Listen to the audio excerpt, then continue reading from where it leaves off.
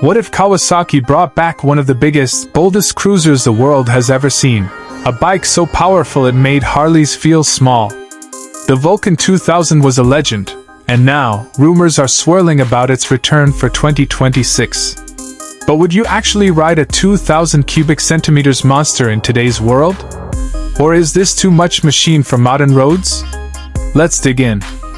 Welcome back to Bike Focus Reviews, where we bring you the latest in motorcycles, rumors, and real-world reviews. Today, we're talking about a potential rebirth that could shake up the cruiser market, the 2026 Kawasaki Vulcan 2000. If you remember the original, you already know why this is such a big deal, literally. Back in 2004, Kawasaki launched the Vulcan 2000, and it wasn't just a cruiser, it was a statement. With a 2,053 cubic centimeters liquid-cooled, fuel-injected V-twin engine, it had one job: deliver relentless torque and road presence like no other. But is there still a place for a bike like this in 2026? Would riders embrace a reborn torque king, or would it be a niche machine for die-hard cruiser fans only? Let's break it down. The legacy of the Vulcan 2000.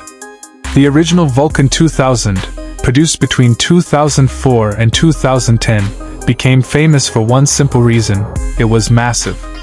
That 2,053 cubic centimeters engine, 125.3 cubic inches, wasn't just for bragging rights.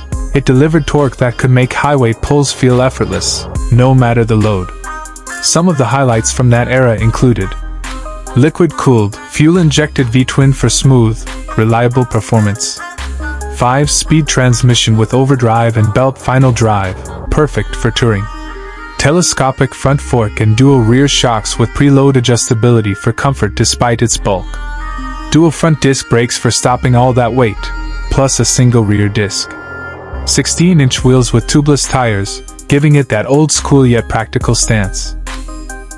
It was big, heavy, and unapologetically built for riders who wanted a machine that turned heads and devoured highways.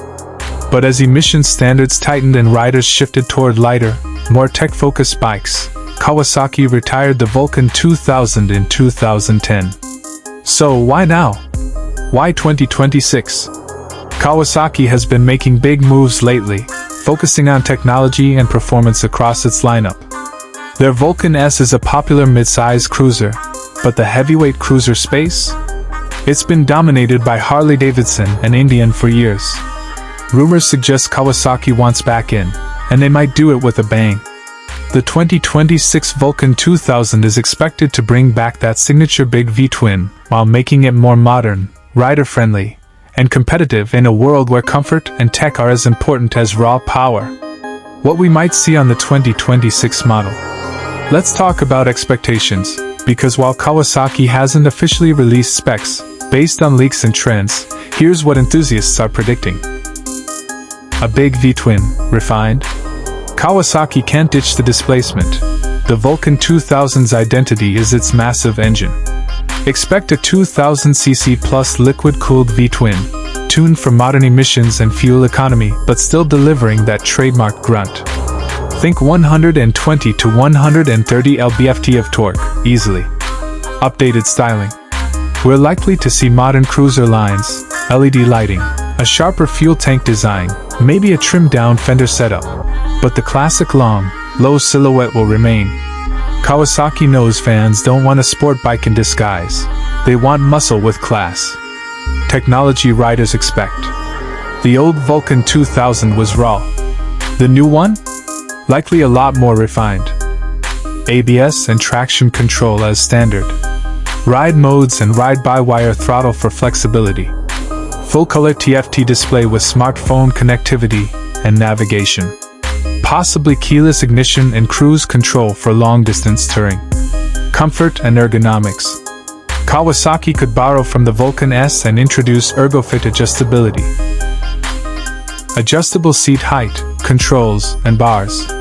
That means a bike that fits a wider range of riders despite its massive size. Weight management. The original was north of 800 pounds. With aluminum and lighter materials, Kawasaki could trim 30 to 50 pounds, making it more manageable without losing stability. Who would buy this bike? Here's the big question. Is there a market for a 2,000 cubic centimeters cruiser in 2026? Absolutely. Harley riders who want something with more performance without paying $30,000. Indian riders looking for an alternative with Japanese reliability. Touring enthusiasts who love effortless highway power and comfort. If Kawasaki prices it smartly, somewhere between $18,000 and $22,000, it could be a serious threat to Harley and Indian, offering more tech, equal or better performance, and the reliability Kawasaki is known for.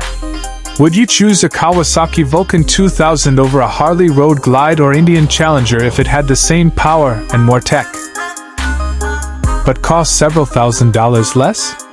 Or does brand heritage matter more to you? What we want from Kawasaki.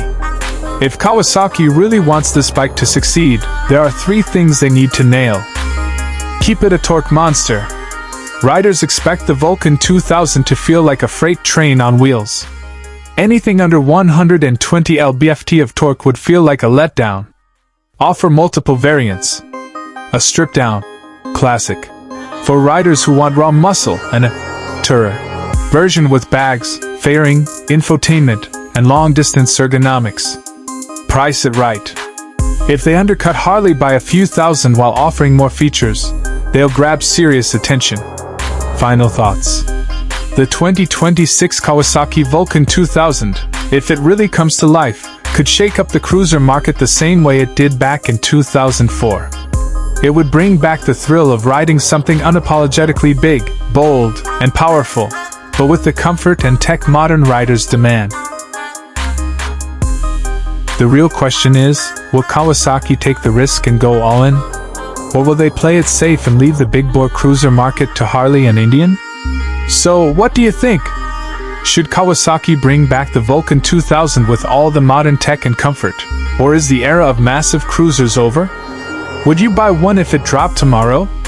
Let us know in the comments, because this debate is just getting started. Make sure to hit like, subscribe, and turn on the bell so you don't miss our updates.